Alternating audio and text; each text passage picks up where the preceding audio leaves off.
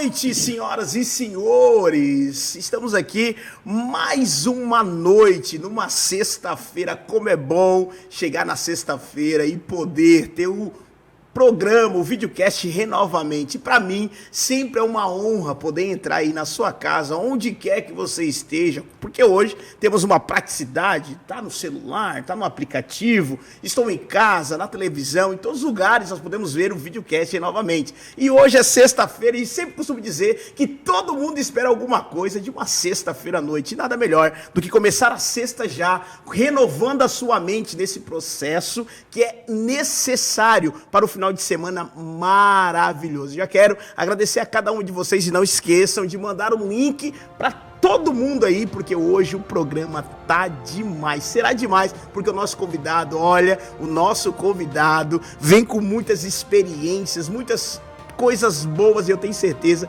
que as nossas vidas serão edificadas. Já quero, de antemão aqui, agradecer a todos os nossos amigos, colaboradores, apoiadores que nos ajudam para que o programa realmente possa acontecer. Quero agradecer ao meu amigo Serginho, ali do Calibra Acessórios, que fica na BR-101, no quilômetro 336, no bairro Morrotes. E o telefone para contato é 3628-1414.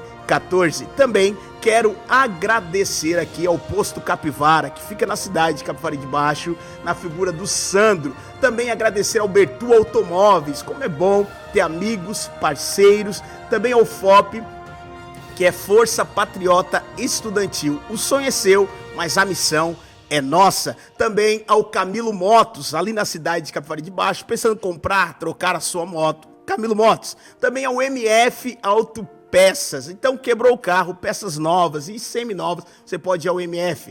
Também agradecer aqui os nossos amigos da Sete Film, películas e envelopamento. Colocar aquele PPF no seu carro, deixar ele lindo, fala lá com o Heron e com a Priscila. Também agradecer aqui ao Caoa Geração, né? O Caoa Sherry, o Grupo Geração, na figura do Denner. E gente, falando de inovação, renovação, Gran Solar, energia solar. Você está pensando em colocar aí uma economia na sua casa? Procura o nosso amigo Marcelo.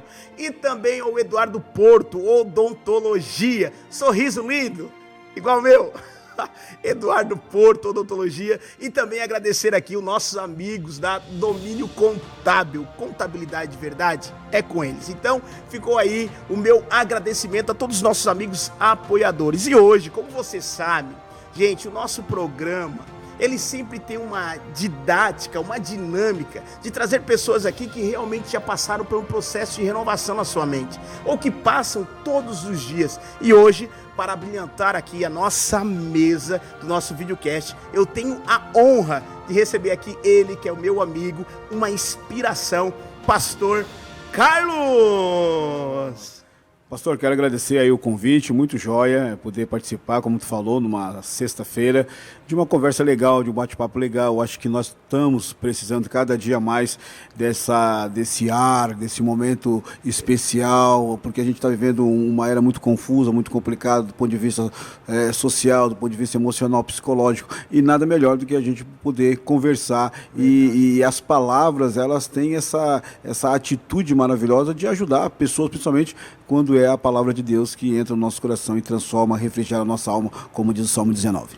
Uau, gente, isso só foi uma introdução, ok? O programa só está começando.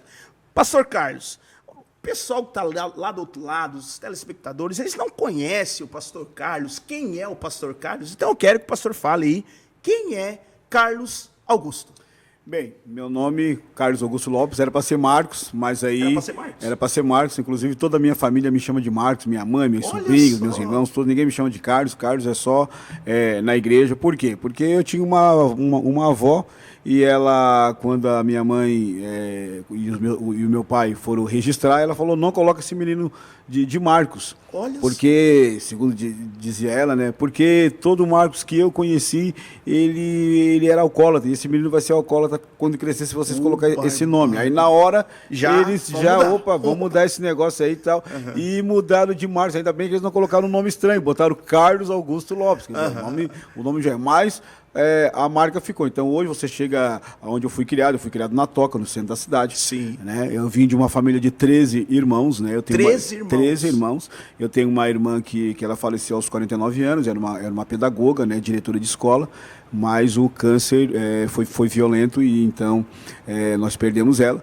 Então eu venho de uma família de 13 irmãos, todos pessoas, somos unidos, fomos criados na Toca, no centro da cidade. Sim. De uma família simples, uma família humilde, mas com muito carinho, com muita dedicação. Minha mãe criou todos eles e estamos todos aí, praticamente quase todos casados, todos vivendo a sua vida. E então nós somos aqui da terra, nós somos aqui da cidade mesmo. Natural, tubaronense, somos de Tubarão. Entendi. Pastor, deixa eu já começar aqui fazendo uma pergunta pro pastor.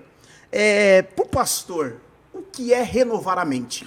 Olha, isso é uma pergunta interessante, por quê? Porque hoje nós temos alguns conceitos equivocados sobre essa questão de... Porque se nós partir do pressuposto da renovação, do renovo, da mudança, de algo que eu devo pensar de maneira diferenciada, né, para que eu não caia num colapso emocional, onde eu não caia num lamaçal que estão levando muitas pessoas, né, a uma derrocada emocional, psicológica, que leva, né, no final das contas, ao suicídio. Nós estamos aí no mês de setembro, né, e é complicado. Sim. Nós sabemos que é um número que cresce cada vez mais. A renovação da mente, ela parte de dois princípios. Ela parte de um princípio antropológico e também de um princípio teológico. O princípio antropológico, obviamente, é aquelas pessoas que eles tentam cada dia levantar, cada dia fazer alguma coisa que renove a sua mente, ou trabalhando, ou estudando, e levanta com aquela fé, com aquela intensidade,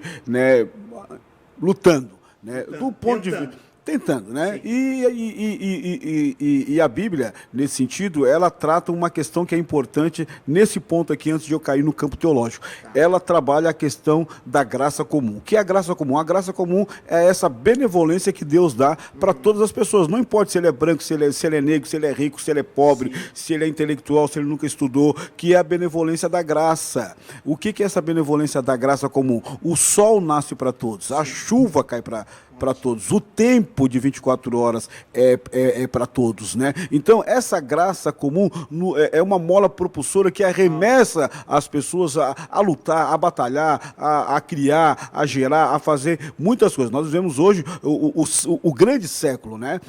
O século que nós vivemos hoje é o século das grandes descobertas, né? O homem foi à Lua, o homem foi a Marte, o homem desenvolveu o campo tecnológico, diminuiu a distância através da internet, como tu já introduziu aí. Quer dizer, o homem hoje, ele é um ser completamente intelectualizado, cognitivo, né? Agora, isso não é uma barreira para trazer problemas consequenciais para a nossa mente, para o nosso coração, né? Porque nós vivemos hoje uma geração que nós temos aí quase 7 bilhões de pessoas, mas qual é a grande reclamação hoje? Que as pessoas se sentem solitárias, sozinhas, as pessoas estão no meio de uma multidão, mas ao mesmo tempo elas se sentem o quê? Sozinhas. Se você perguntar para as pessoas quantos amigos de verdade você tem, não enche a palma da mão. Eu não estou falando de coleguismo, eu não estou falando daquela pessoa que você dá oi, não, eu estou falando de amigos relacionamento. Relacionamento, que você abre o coração, que você está passando uma dificuldade, seja no casamento, seja com seu filho, seja com o vizinho, seja com o patrão, seja com qualquer lugar, mas você pode abrir o coração, você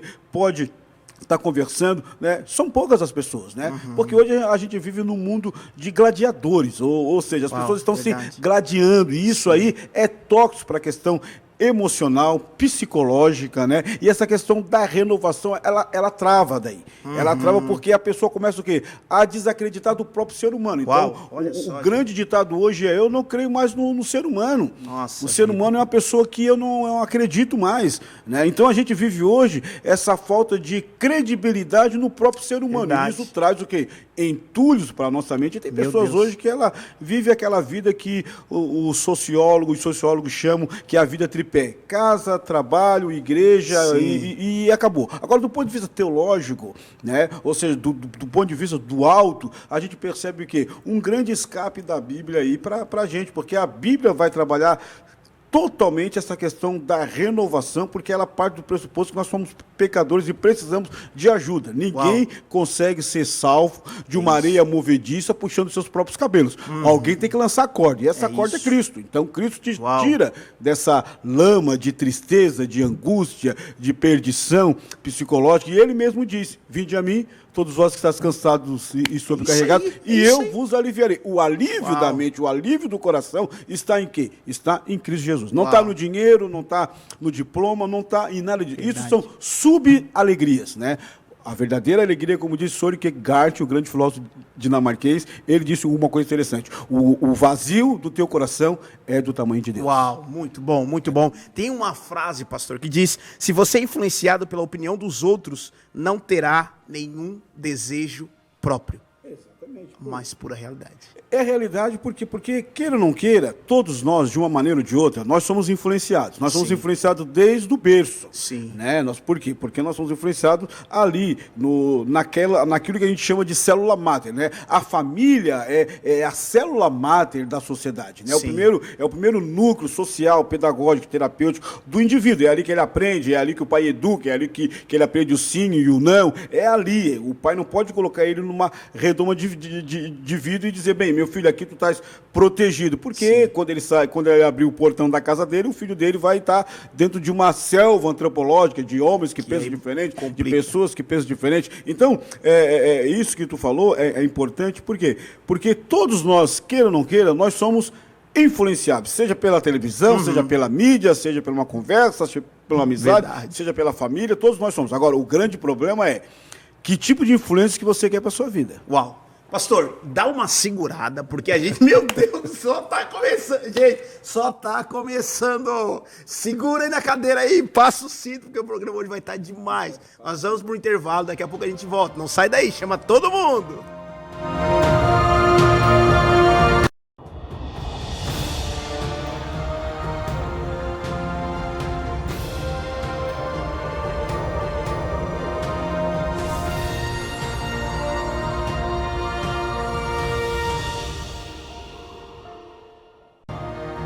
Gente, o primeiro bloco aqui foi maravilhoso, né? Nesse processo que a gente está conversando aqui, muita coisa boa. Como é bom poder ouvir tudo aquilo que Deus pode fazer em uma pessoa. E o programa só está começando. Eu já quero aqui, nas redes sociais aqui, mandar um abraço para todos que estão conosco aqui. Então, se você ainda não está nas redes sociais, pega aí seu telefone, vai lá no Facebook também, faça sua pergunta, porque o programa ao vivo, ele é bom, porque ele tem essa dinâmica, sabe? Nós podemos nos conversar por aqui. Então aqui, eu já quero mandar um abração ao Leandro. Leandro, um abraço, que Deus abençoe você poderosamente. Também ao Wendel, Stephanie, também um abraço aqui a Juliana Torres, né? Que Deus abençoe você poderosamente. Ao Janir, que Deus abençoe. Um abração no seu coração. Um abraço aqui ao John Nascimento, meu filho, tá aí também.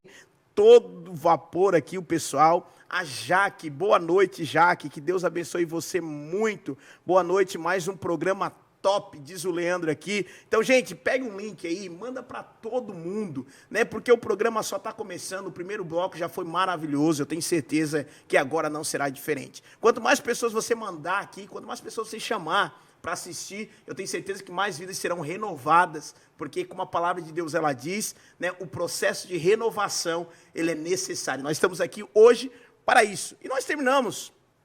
Daniele, também um abraço aqui, que Deus abençoe. Terminamos aqui o último bloco, né, falando a respeito da influência também, né, como o pastor vê o processo de renovação na mente, como que é. E o pastor foi muito contundente quando falou a respeito dos dois, né, das duas colunas, dois cernes da renovação para uma vida plena sobre a terra. E acabamos falando sobre uma influência, como nós vamos viver essa influência na vida de outras pessoas. Para que isso venha acontecer, nós precisamos também persistir, perseverar, continuar. E para o pastor, depois de entender, eu preciso de renovar a minha mente, como que aconteceu esse processo na sua vida, pastor? Esse processo na minha vida é algo interessante, por quê? Porque, primeiramente, como eu falei ali, o Soren Kierkegaard fala que o vazio do nosso coração é do tamanho de Deus, e obviamente que todos nós sabemos que algo transcende a nós mesmos, né? Nós não somos a resposta final de tudo, nós precisamos de respostas, né? E isso vai gerando uma série de questões que nós precisamos, de uma maneira ou de outra, entender que nesse céu que está aí fora, né, existe alguém que criou esse negócio aí. Né? Então, obviamente que quando a gente começa a olhar para dentro de nós, que é um mundo à parte, a olhar para o mundo que Deus criou, né, que os teólogos chamam de o teatro da criação, a gente começa a perceber que existem coisas na vida que não preenchem o nosso coração, o nosso vazio, e nós precisamos de Deus. Você pode conversar com qualquer pessoa, o grande problema hoje não é tanto financeiro, de carreira, o grande problema hoje é emocional. Né? As pessoas precisam dessa renovação que parte de Deus, e nós temos aí os profissionais na área da saúde, aí os psicólogos, os psiquiatras e tal, tudo isso é muito joia, né? Mas a minha mudança, a minha conversão, ela se deu no final da década de 80. Né? Eu era uma pessoa como qualquer jovem, cheio de sonhos, ainda vivendo o período final da ditadura, então aqueles sonhos todos que brotavam no nosso coração, e de repente nesse processo todo eu me encontro com um coração vazio, eu me encontro com um coração querendo respostas de muitas coisas que fazia de pergunta, e de repente a minha vida foi transformada pela palavra de Deus. A palavra de Deus é a grande geradora de transformação, é a metanoia, é a mudança que faz no coração do homem, né? O chube que muda o coração do homem por dentro, como diz a própria Bíblia, né? Então a minha mudança foi uma mudança radical, né? De uma pessoa que vivia no mundo corrente como qualquer pessoa vivia, e de repente agora eu estou vivendo dentro de uma estrutura que eu chamo a estrutura da felicidade, né? Que é seguir a Cristo, o maior projeto de vida. Isso já faz há 30 anos atrás, quer dizer, naquela época, essa questão de ser cristão, de ser evangélico, era uma questão muito, muito diminuta. Mas quando você é tocado por Deus, é transformado, é mudado, aquilo que nós chamamos de um novo nascimento, porque o novo nascimento, o que ele é? Ele é a obra secreta do Espírito Santo no homem interior, é algo que o Espírito de Deus faz, e isso traz o quê? Renovação, restauração, aquilo que Franz Schaeffer falou. Franz Schaeffer, ele disse que nós precisamos de 3 coisas na vida. Precisamos de reforma, precisamos de renovação e precisamos de revolução. Reforma, nós precisamos da sola escritura, nós precisamos da palavra de Deus, porque ela transforma o coração do homem. A palavra de Deus não é uma literatura de Machado de Assis, a palavra de Deus não é uma poesia de Carlos Drummond de Andrade e agora José. A palavra de Deus, ela é poderosa e ela é viva e eficaz, como diz Hebreu. Ela muda. Então nós precisamos da sola escritura, como falaram os reformadores, da Bíblia, das Sagradas Escrituras. Quando você lê, ela é viva, ela é poderosa, ela é eterna, ela não muda. Tudo que o pecado toca, morre. Né? Mas o pecado não tocou na palavra de Deus, por isso que passaram os céus e a terra, e a minha palavra não vai passar. Agora, não precisamos de palavra, como disse o Franchi, mas precisamos de uma renovação. O que é a renovação, se não essa ação poderosa do Espírito Santo de Deus, que faz parte da Trindade, no homem interior, que traz para nós essa vida espiritual? Porque nós temos 2 vidas, na verdade. Nós temos, na Bíblia existe 2 vidas. Existe a vida bios e existe a vida zoe. A vida bios é a vida biológica, essa vida que nós estamos vivendo agora. O tempo não para, né? Que a gente vai envelhecendo, né? A rainha da Inglaterra aí morreu com 96 anos de idade. É a vida biológica. Essa vida biológica, ela vai acabar. Agora, a vida zoe, a vida que Deus dá, a vida eterna, a vida que só Deus pode dar, essa não acaba. Essa é essa vida que restaura. E vida eterna, ela não é só quando eu morro e a partir dali eu adquiro vida eterna. É um conceito equivocado. Vida eterna é uma qualidade de vida a partir da obra que o Espírito de Deus faz do sacrifício de Jesus Cristo na cruz do Calvário. A partir dali, quando eu aceito a Cristo, quando há um novo nascimento, uma regeneração, eu já passo a ter uma vida eterna. E essa vida eterna não é só uma extensidade de vida, ela é uma qualidade de vida. Ei, você está ouvindo o que o pastor acabou de falar aqui? Isso aqui foi uma revelação do alto, pastor? Meu Deus do céu, é impactante tudo que o pastor está falando aqui. Eu estou aprendendo muito, mas muito mesmo. E o pastor falou sobre a vida Bill e a vida Zoe. Isso. Que interessante, pastor. Eu acredito que assim como eu estou impactado em ouvir o pastor falar nessas colocações, acredito que os nossos amigos também que estão em casa também estão assim como eu. Então, pastor, vamos lá. E o pastor falou que a vida eterna, né? A gente pensa, não, eu vou ter a vida eterna quando eu morrer. Mas agora o pastor trouxe uma revelação de uma vida eterna enquanto eu aceito Jesus. É claro, porque a vida, nós estamos mortos, nossos delitos e pecados, ele nos deu vida. Sim. Não é a vida bios, é a vida de Deus já em nós. Uau! A vida de Deus em nós que nos faz, que nos dá uma qualidade de vida. Sim. Né? É a vida depois da vírgula. Eu vim para que tenham vida e vírgula, e vida com abundância. Então, hoje, nós temos que, mesmo diante desse mundo cheio de dor, cheio de lágrimas, desse mundo cheio de tentativas para sabotar a nossa fé, o nosso coração, a nossa vida, a Bíblia mostra para nós que nós temos uma vida abundante. Sim. E nós temos que desfrutar dessa vida. Eu não estou aqui negando o sofrimento, a luta, a dor. Perfeito. O próprio Cristo falou isso, no mundo tereis aflições, mas tem o quê? Bom ânimo, eu venci o mundo e você vai vencer também. O Salmo 30 é muito claro quando fala isso aí. O Salmo 30 ele diz, o choro pode durar uma noite. Verdade. Sim, a luta, a dificuldade, a tribulação, o sofrimento pode durar. Sim. Né? Mas a alegria vem pela manhã, ou seja, a vitória vem pela manhã. Ou seja, não estamos isentos. Não estamos isentos, não estamos numa bolha onde o cristão Nós somos intocáveis. não passa por problemas, por dificuldades, por lutas. Não. Nós passamos e isso faz a gente crescer. Agora, nós não podemos ficar prostrados diante da luta, do sofrimento e da dificuldade. Nós temos que prosseguir. É isso. Prossigo para o alvo, disse o apóstolo Paulo. É isso. Então, essa vida de Deus em nós temos que desfrutar. Porque ela é a vida eterna, ela é a vida que eu não vou adquirir ela a partir da morte. Ela é a vida que eu adquiro ela a partir da regeneração do Espírito no homem interior, que é uma obra secreta do Espírito, como diz Ayn Gruden, um grande teólogo. Sim. Ele diz, essa obra é a obra secreta do Espírito no homem interior. E é verdade mesmo. Você vai à igreja e, de repente, as coisas começam a mudar, de repente, aquilo que você valorizava, você já não valoriza mais, aquilo que você dava muita atenção, agora você não dá mais. Por quê? Porque Deus está trabalhando no seu coração. Pastor, é o processo de dentro para fora. De dentro para fora.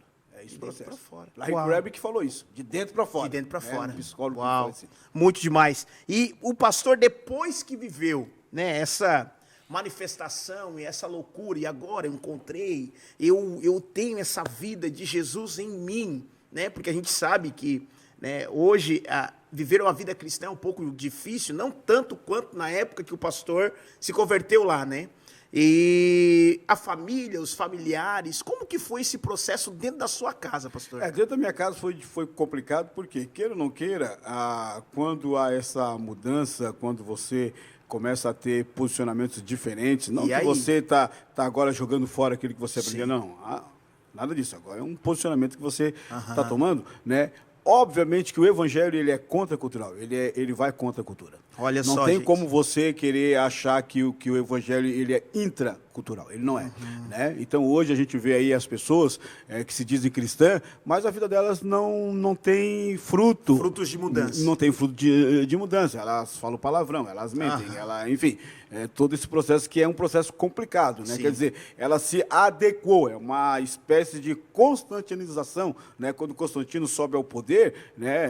Lá no século III, e aí acaba a perseguição da igreja, como ele era o imperador, a grande maioria das pessoas começaram a se adequar ao cristianismo sem uma conversão genuína, Olha sem só. uma mudança genuína. Então nós vamos ter aí o quê? Uma religiosidade Meu oca, Deus. vazia e sem sentido. Por quê? Porque eu me adequei. A adequação é diferente de regeneração. Olha A só. regeneração é uma mudança de dentro para fora, uma obra de Deus. A adequação é quando eu me adequo a um sistema. Bem, aqui é legal, tem pessoas boas, tem um bom louvor, tem isso, tem aquilo, eu vou me adequando, mas a minha vida não vai mudando.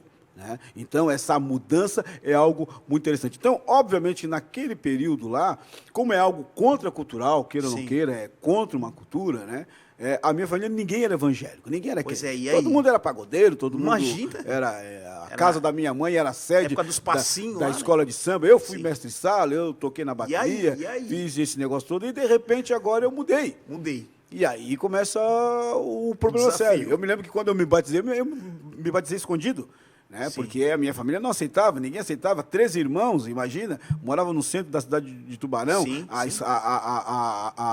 A casa da minha mãe era a sede da escola de samba, ela é presidente da escola, né, de samba, então tinha barzinho, tinha aquele negócio todo tal, e de repente um dos filhos dela, dos 13, se converte, muda de vida, não quer mais aquilo, quer outro rumo, outro norte, e sigo a minha caminhada tal, e ninguém aceita aquilo Sim, ali. sim, sim, Aliás, naquele tempo era muito difícil as pessoas aceitarem. Hoje, como tu falou, mudou. Hoje tem a internet, hoje tem os meios de comunicação, hoje, né, muita gente, quase 40 milhões aí, pelo menos, é que dizem, né, são evangélicos no Brasil. Naquele período, não. Então, só porque eu continuei, mesmo sabendo que tu encontra as barreiras, eu continuei. Olha e só, por causa disso, hoje, praticamente quase todas as pessoas da minha família, e os meus irmãos e a minha mãe, eu batizei eles. Olha só que poderoso, Batizei pastor. ele. Tem uma frase que diz que mesmo que lentamente precisamos progredir. Claro. Henry Ford falou.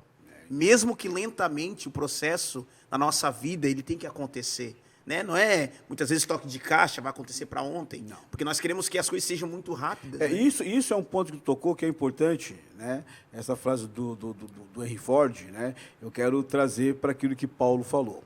O Paulo, ele disse algo interessante. A última carta do apóstolo Paulo, que os teólogos chamam o canto do cisne, porque o cisne canta antes de morrer, quer dizer, a última carta que Paulo escreveu e depois ele vai ser morto. Paulo escreve para Timóteo. No capítulo 4, ele diz uma coisa interessantíssima. Ele diz, estou sendo oferecido por libação. Né? Olha só. Combati o bom combate, Verdade. completei a carreira e guardei a fé. Quer dizer, só. quando Paulo se converte, Atos capítulo 9, até 2 Timóteo capítulo 4, que é uma das últimas palavras que ele fala, se deu aí um processo de mais de 30 anos de caminhada. Paulo se converte em Atos capítulo 9, né? E 2 Timóteo capítulo 4 é a última carta que Paulo escreve. Então, você vê que tem aí um processo longo. Olha só. Né? Hoje as pessoas vivem o quê? Vivem no mundo imediatista. Olha Tudo a toque de dedo. Né? Por quê? Porque nós vivemos hoje o quê? A síndrome do botão. Você aperta o botão, o portão abre. Você aperta o botão, a TV Verdade, liga. Você aperta verdade. o botão, o ar-condicionado liga. Quer dizer, tudo é instantâneo. Quer dizer, é a geração molique, é a geração miojo. Você coloca ali, está pronto. Fast né? food. Exatamente. E o processo com Deus não é assim. Se você olhar para a Bíblia, se você perceber na Bíblia, você vai ver que um dos pontos que Deus trabalha é com a paciência. Salmo 40, o salmista diz, esperei com paciência no Senhor. O problema é que essa geração é a geração da pressa, cabelo ao vento, a geração que está com o pé sempre no acelerador, correndo, já se levanta correndo, já dorme correndo, não ora, não busca, não nada. É uma geração que não tem raiz, Pastor, uma geração superficial. Nós vamos ter que dar um intervalo agora. E no próximo nós vamos voltar com essa dinâmica que está muito boa. Gente, não sai daí. Manda um link para todo mundo. Fica com a gente. O programa só está começando.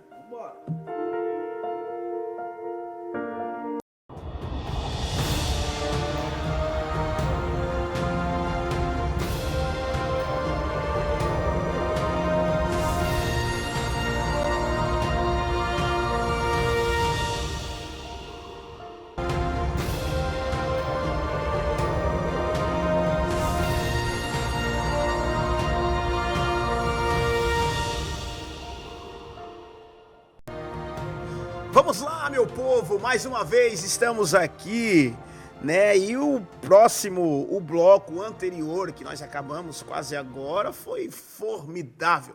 fenomenal. E eu já quero, nesse terceiro bloco aqui, agradecer mais uma vez aos nossos amigos apoiadores, porque com a graça de Deus e com a ajuda de vocês, nós conseguimos propagar a palavra de Jesus para o processo de renovação na vida das pessoas. Eu tenho certeza que você que está aí do outro lado tem sido edificado pela renovação da mente. Então eu quero agradecer aqui ao Calibre Acessórios, né, que fica aqui na BR-101, no quilômetro 336, no bairro Morrotes. E o telefone para contato é 3628-1414. Também ao Posto Capivara, na figura do nosso irmão Sandro, além em Capivara de Baixo. Ao FOP, né, o sonho é seu, mas a missão é nossa, né, que é a Força Patriota Estudantil. E também agradecer ao Camilo Motos, que fica ali em Capivari de Baixo. Também ao Bertu Automóveis, aqui na cidade de Tubarão. Você que está pensando em comprar um carro seminovo, bonito, procura o Bertu. Ao MF Autopeças, quebrou o carro, precisa de uma peça nova?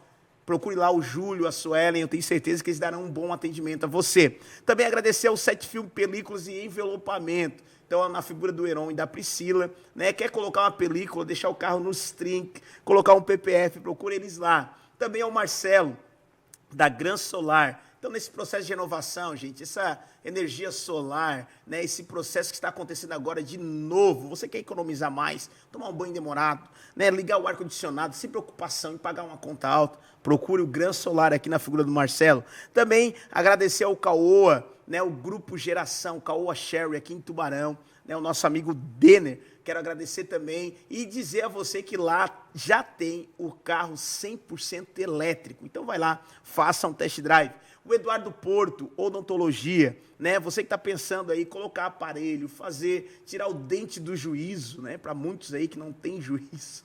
Ainda vai tirar o dente do juízo, vai acabar o quê, né? Então você que está pensando aí fazer uma harmonia facial, Eduardo Porto, procure lá. Tenho certeza que vão dar um bom atendimento para você. E ao domínio Contábil Contabilidade. Bagunçou, a empresa está complicada, procura lá o nosso amigo Richard, a Bárbara, né? Eu tenho certeza que eles darão um bom atendimento a você. Gente, então eu estou aqui hoje com meu amigo Pastor Carlos, né? Ele que é pastor da ADI, ele que é, né, era presidente, foi presidente do Compete, de Tubarão. Durante uns 7 anos. 7 anos presidente do Compete. Pastor, eu tenho aqui algumas formações do pastor, mas eu quero deixar que o pastor fale, né, com mais contundência aí sobre todas as suas formações, pastor. Fala para nós. A gente trabalhamos, sou pastor da Igreja Assembleia de Deus Independente, ADI, ali. Sim. Durante anos, estamos ali pregando a palavra de Deus e tudo mais. E durante um tempo, final da década ali de 96, nós fomos para o seminário Betânia, Seminário Teológico de Betânia, seminário americano, que fica no Paraná, na fronteira com Mato Grosso e também o Paraguai. E durante 4 anos nós estudamos ali, tempo integral, era de manhã, tarde à noite. Integral, de manhã, tarde à noite, durante 4 anos. No seminário, a maioria eram todos americanos. Esse seminário tem em vários lugares também, do Brasil e do mundo. E durante 4 anos estudamos ali, aí me formei bacharel em teologia e depois também estudei na Faculdade Teológica Sul-Americana, que é em Londrina.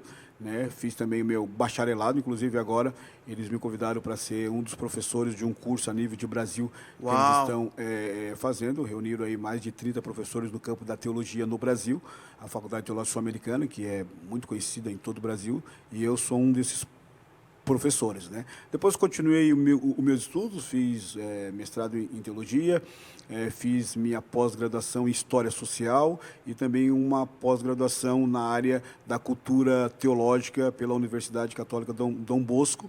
E depois prossegui os meus estudos, fiz bacharelado em Ciências Políticas, ou seja, sou cientista político também. Né? E aí estou continuando os meus estudos, dou aula também, sou professor de teologia de diversas matérias, tanto em várias instituições que eu tenho dado aula, e por aí a gente vai seguindo. Então, pastor, e o pastor também é bem viajado, né? O pastor já fez algumas viagens aí missionárias, né? E em relação ao que o pastor viu fora, hoje, no sentido atual, o que o pastor viu de tudo que está acontecendo fora do Brasil?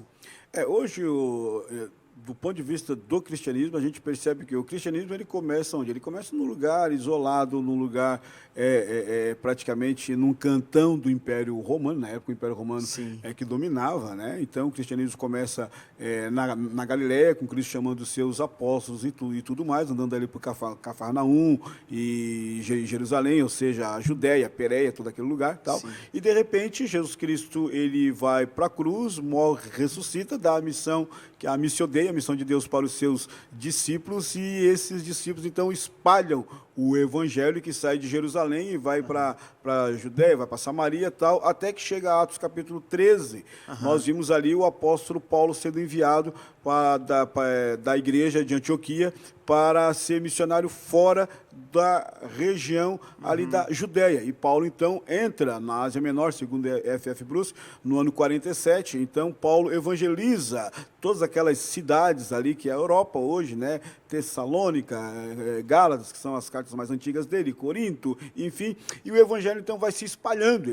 O evangelho vai para a África, através do eunuco, quando Filipe evangeliza ele. E o evangelho, então, ele vai e se estabelece já ali no primeiro, segundo, terceiro século, se estabelece, então, ele sai de Jerusalém, vai para Antioquia, de Antioquia ele vai migrando para várias outras cidades, a gente vê isso em Apocalipse ali, as 7 cidades, as 7 igrejas, mas ele toma uma dinâmica onde? Ele toma uma dinâmica em Roma, né? Roma se transforma, então, a grande capital, vamos dizer assim, do cristianismo, e também Constantinopla, né? Depois a gente percebe o quê?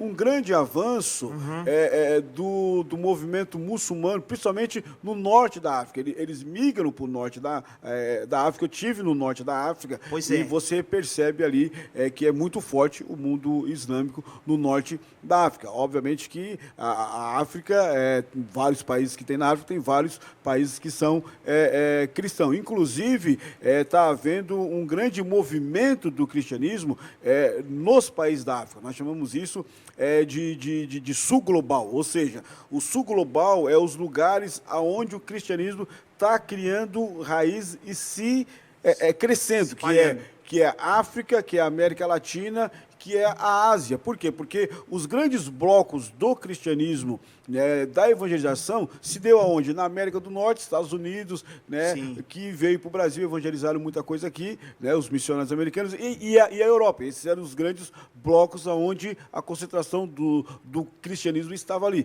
Mas hoje, né, com essa expansão missionária, né, que vai à África, que vai à Ásia, que vai a outros lugares, hoje nós temos na África um contingente muito grande de pessoas que têm se convertido ao cristianismo, né? Que é isso que a gente chama de sul global, que é uma coisa que Deus está fazendo, é uma coisa que muitas pessoas estão se convertendo, que é uma onda maravilhosa que está acontecendo ali. É claro que tem algumas pessoas que têm que lipoaspirar, como diz outros, sim, mas nós não podemos dizer que Deus não está agindo na África, na América Latina, na Ásia, nesses locais todos, porque a Europa, ela se secularizou. A Europa, por causa da teologia liberal, a Europa, por causa da falta de entendimento da inerrância das Sagradas Escrituras, que a Bíblia não é a palavra de Deus, ela contém a palavra de Deus, a teologia liberal, ela arrancou um tronco da Europa, que hoje a Europa ela precisa ser evangelizada. A Europa de John Wesley, a Europa do Lutero, a Europa do Calvino, a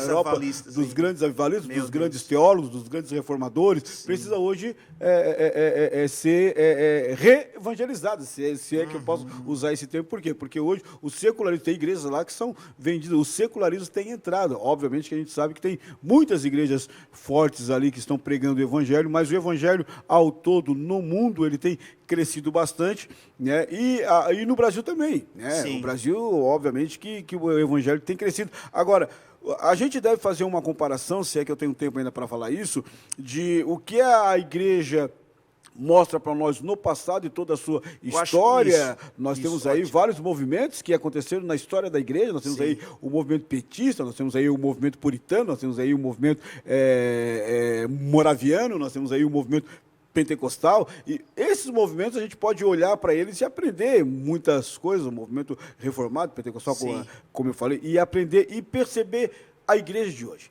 A igreja de hoje, ela perdeu as suas raízes. Sim. Né? A igreja de hoje, ela virou uma igreja muito sentimental, uma igreja que tudo tem que ser para agora, uma igreja que tem que ser uma palavra boa para o meu coração, uma igreja onde as pessoas perderam a missão, onde as pessoas hoje praticamente não leem a Bíblia, né? Nós temos hoje analfabetos, não é só aquele que não sabe escrever e ler. Analfabeto, existe o analfabeto também político, o analfabeto também da mídia e o analfabeto bíblico. Sim. Então, hoje as pessoas estão aí em duas pontas na Bíblia, né? Que é o crente celular. Ele está no Salmo 91 e no Salmo 23. 91, 23. Ele não sai disso, ele não conhece uma doutrina bíblica, ele não se estende, ele não se aprofunda, ele não procura o pastor para saber o que está acontecendo, como é que é isso, ou como é que é a Bíblia, quantos livros que tem no Antigo Testamento, quantos livros que tem no Novo Testamento. Ele não consegue, ele vai para o culto, ele é o crente chupa-cana. Oh, glória, aleluia! Tá, irmão, e aí, o que o pastor falou? Não sei. Não sei, Né? Ele é o crente Roberto Carlos, né? Se sorria, se choreia, se sorri, o importante é que a emoção sentir. Mas a Bíblia não vive só de emoção, tu tem que conhecer a palavra de Deus, né? Tu tem que conhecer pelo menos as doutrinas centrais da fé cristã, o que é a igreja, qual é o papel da igreja no mundo, como disse John Stott. Então, se você pegar essa massa toda que está hoje aí no Brasil, dentro das igrejas que perderam o id pelo vinde aqui, vinde, não, mas a Bíblia fala do id, nós temos que ir, nós temos que pregar. Deus. Então, hoje o que está acontecendo na igreja evangélica no Brasil? Essa migração de pessoas que estão insatisfeitas, né? Mas na verdade a insatisfação delas não. Elas fazem uma hermenêutica errada, a insatisfação dela não é a insatisfação da igreja, mas é ela precisa buscar Deus, ela precisa ser. Ele diz assim: mas a igreja não está viva. Mas quem é a igreja? A igreja é você tem que ser avivado, você tem que buscar Deus, você tem que ajudar o pastor que está lá.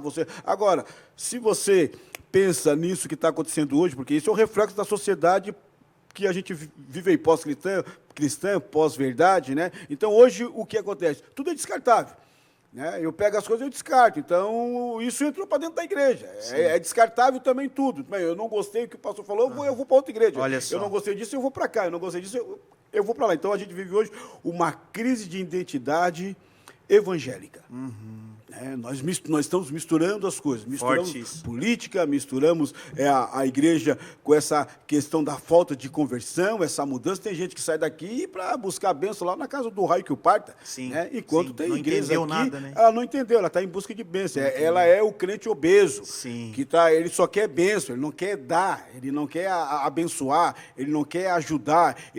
Hoje a nossa geração é a geração do big, do grande, do mega, tudo tem que ser extraordinário, maravilhoso, não sei o que, tal. Sim. E, de repente, a gente vai para a Bíblia e a gente percebe que o Evangelho é simples, como disse C.S. Lewis, puro e simples. Né? Então, as pessoas hoje precisam do quê? Eu acho que elas precisam de uma transformação.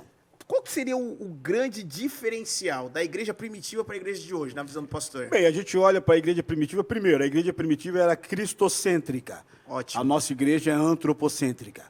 Tanto é que você vê que o fulano de tal vai estar na igreja tal. Vai a multidão para lá, vai encher. A multidão não vai ouvir a Bíblia, a multidão vai ouvir o fulano que vai pregar a Bíblia. Aí você pergunta o que ele pregou? Não sei, aí porque ele tirou foto com o fulano, ele pegou autógrafo, não sei o quê. Ele queria o show. Então, a igreja primitiva, ela era cristocêntrica. Jamais Pedro, Paulo, qualquer um outro deles, aceitaria adoração ou aplauso. Tanto é que nós temos isso muito claro na Bíblia, quando o Pedro ou quando o Paulo, quando eles tentavam fazer algum sinal para exaltar eles falavam: opa, peraí, o Paulo foi claro, quem é que morreu por vocês? Foi Pedro? Foi Apolo? Foi Cristo. Olha só. Então a igreja primitiva ela era cristocêntrica, ou seja, Cristo estava no centro e ela era cristológica, ela estudava a vida de Jesus Cristo. E hoje não. Hoje a nossa igreja é antropocêntrica. O pastor tem que estar no centro, a pessoa que está pregando tem que estar no centro. Então, as pessoas vão em busca disso aí. O fulano de tal vai estar lá na igreja tal. Então, eu vou vender o ingresso porque eu sei que as pessoas vão comprar porque elas vão no antropocentrismo que a igreja evangélica brasileira tem produzido um monte de líderes. E no céu de Deus só tem uma estrela que é Cristo Jesus, não tem um monte de estrela. Muito Isso é um problema sério. Gente, não sai daí, vamos encerrar esse bloco agora e no próximo você não pode sair por nada. Tem muita coisa boa ainda.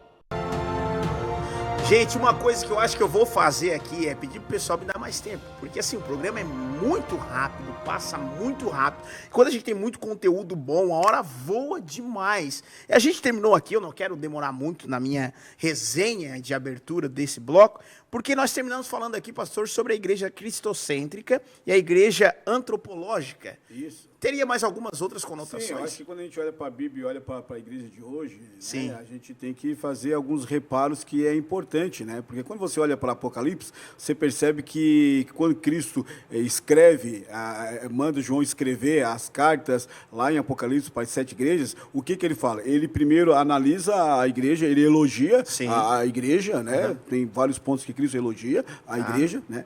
Ele mostra os pontos que precisam ser corrigidos dentro da eclésia, dentro da igreja, e ele mostra o caminho que a igreja deve tomar, ou seja, o remédio certo para ela poder voltar ao trilho da palavra de Deus. Né? Então, hoje é a mesma coisa, e tem muitos pastores que fazem vista grossa, eles sabem que a igreja está fora do trilho. Sim. Mas como aquilo é rentável, vamos deixar. Vamos deixar a onda me levar, como diz lá, né? Deixa a vida me levar. Mas não pode ser assim. Então, quando eu olho para a Bíblia, eu vejo que a Bíblia, ela sinaliza o quê? A igreja, ela tem que ser cristocêntrica. Jesus Cristo deixou isso muito claro para Pedro, né? Quando ele disse sobre essa declaração que tu falou, eu edificarei a minha igreja. A igreja não é do fulano, do beltrano, do ciclano. A igreja não tem família, a igreja não tem clã. A igreja, ela é de Cristo. Uau, é isso. Cristo é o cabeça da igreja, para não dizer o dono da igreja. Sim. Ele é o cabeça, nós somos o corpo da igreja. É isso. Né? Agora, a igreja do passado era cristocêntrica, tanto é que o primeiro credo é esse: Cristo é o Senhor. O Cristo não pode ser só o Salvador. Só aquele que me salva, aquele que vai me levar para o céu. O Cristo tem que ser Senhor, Senhor da minha vida. Senhor, o que é? Dono da minha vida. Perfeito. Dono do meu pensamento, dono das minhas atitudes, dono dos meus sonhos, dono do meu projeto. Ele é o Senhor da minha vida, ele é o Curios da minha vida. Sim. Né? E não, outra pastor, coisa, não é o que seja feita a minha vontade, mas que seja feita a tua vontade. A vontade dele. E às vezes a vontade dele não é a minha vontade. É isso aí. Né? Então, Cristo, que é o Senhor da igreja, né, hoje é trocado pelo antropocentrismo de líderes, né, orgulhosos que usam Cristo para se promover. Tanto é que tem uma igreja em Apocalipse que Cristo ficou do lado de fora. Sim. Quando diz assim, eis que estou à porta e bato, as pessoas usam esse termo para evangelizar, mas está errado. Esse termo ele está falando para a igreja que colocou ele para fora. Deixou ele do lado de fora. Deixou ele do lado de fora por quê? Porque o ego, o orgulho, o antropocentrismo, o culto equivocado, o culto ao homem está ali, reinando. Né? Mas a igreja do passado, a igreja bíblica, ela não era só uma igreja cristocêntrica, era uma igreja pneumática, ou seja, era uma igreja orientada e dirigida pelo Espírito de Deus. Sim. Né? Você vê bem, uma igreja do passado que não tinha carro, que não tinha celular, que não tinha programa de televisão, que não tinha a bênção do Estado, porque ele era perseguido pelo Estado. Né? Uma igreja que a maioria das pessoas eram pobres, se não a grande maioria eram pobres na igreja dos apóstolos. Uma igreja que a maioria das pessoas não tinham capacidade intelectual. Paulo depois é que se destaca nessa área, e Estevão também, mas a grande maioria eram pessoas simples como Pedro, pescador, João, pescador. Essa igreja, ela revolucionou o mundo da sua época, sem nenhuma influência política, sem nenhum dinheiro. Quando Cristo falou assim, ide e pregar o evangelho a toda a criatura, ele não deu dinheiro para eles, ele não deu um mapa, ele não deu nada. Ele disse que eles iriam ser guiados pelo Espírito Santo. E a primeira reunião da igreja primitiva não foi uma reunião de estratégia. Como hoje se tem, como é que eu faço para a minha igreja crescer? Como é que eu faço para a minha igreja... Não foi uma reunião de estratégia. A primeira reunião da igreja primitiva foi uma reunião de oração. Olha só. Eles oravam. Eles eram uma igreja que oravam. Eles eram uma igreja que buscava a Deus. Eles eram uma igreja que orava. A palavra oração, só no livro de Atos dos Apóstolos, aparece 30 vezes. Então era uma igreja que ora. Hoje a igreja não ora. Os jovens não oram. Ninguém ora mais. Sim. A gente quer oração. Sim. Pastor, ora por mim, fulano ora por mim, vai na frente. Não, tudo bem, o pastor tem que orar por você, não tem problema nenhum. Sim. Agora, você tem que ter uma vida de oração.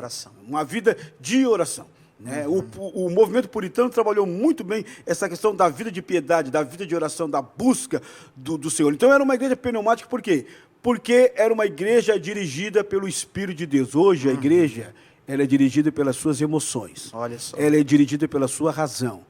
Ela é dirigida porque lá tem um bom louvor, eu vou para lá. Sim. Ela é dirigida porque lá é a moda, é a última coqueluche, então eu Tô deixo, lá, eu tô lá, deixo tô a igreja junto, tô aqui e eu vou Sim, para lá sim, porque a sim, turma sim. está lá. Então as pessoas não são dirigidas. Às vezes eu vejo assim, peraí, mas Deus só dirige vocês para ir para a igreja A, B e C, aquela igrejinha lá pequenininha lá que o pastor não tem ninguém. Para lá Deus não dirige ninguém. Não vai, não vai. Que Deus é esse? Né? Então é uma igreja que ela não é pneumática, que não é dirigida pelo Espírito, ela é dirigida pelo Espírito humano. Ela é dirigida pelo seu ego, pela sua razão, pela vontade desse mundo aqui e agora. Ela também não é uma igreja da escritura, da sola escritura, da palavra. Sim, sim. Ela é a igreja dos livros. Olha, eu não tenho problema com livros. Eu tenho mais de 5.000 livros lá na minha casa. Sim. Entendeu? Eu sou um estudioso, eu sou um pesquisador. Mas quando eu coloco livro acima da Bíblia, quando eu coloco os devocionais que estão vendendo a rodo aí acima da Bíblia, porque o devocional vai me ajudar, aí eu tenho um problema, porque eu tenho um salmo como um devocional, eu tenho um provérbios como um devocional, que vai chamar minha atenção, porque a Bíblia, ao mesmo tempo que ela fala a favor de nós, ela fala contra nós. Verdade. E a gente não quer isso. Meu Deus do céu. A gente não Pastor, o tempo voa. E tinha mais coisa para falar da igreja. Meu Deus do céu, muito a diferença mais da igreja de lá para a igreja de hoje. O tempo acabou, Acabou. pastor. Foi embora. Pastor, eu quero que o pastor manda um abraço aí pro povo que tá vendo aí. Eu Vai quero lá. mandar um abraço a todos vocês, né? Talvez o que foi falado aqui são coisas que Deus quer falar com você, para você refletir, Verdade. pensar, né? A gente não pode mais ser o crente alface, né? Olha que só. é aquela coisa tão bonita, mas não tem raiz. Rápido você desplanta ele. A gente tem que ser crente raiz. Verdade. Aquele crente que leva o evangelho a sério, piedoso, vida íntegra, vida com Deus, vida no Espírito, vida da palavra. Nós temos que voltar para aquilo que os reformadores falaram. Sola Escritura, somente a Escritura. Sola gratia, somente a graça. Sola Cristo, somente Cristo. Sola fide, somente a fé. E só lhe deu glória, somente a Deus a glória. Tudo que eu devo fazer tem que ser para a glória de Deus. Amém. Glória a Deus. Gente, então nós vamos ficando por aqui, lembrando a todos que amanhã, 11 horas da manhã, nós temos o reprise desse programa. Domingo, amanhã é sábado, 11 horas, domingo, às 6 horas da tarde. Quero agradecer ao pastor Carlos, obrigado pela sua presença aqui. Que Deus abençoe você poderosamente, sua família, sonhos e projetos. Gente, temos que encerrar o programa. Então, que Deus abençoe e tenha um final de semana maravilhoso. Que a graça do Senhor esteja sobre a sua vida, sobre a sua casa. E não se esqueça de avançar sempre, desistir nunca e retroceder jamais. Que Deus abençoe. Tchau!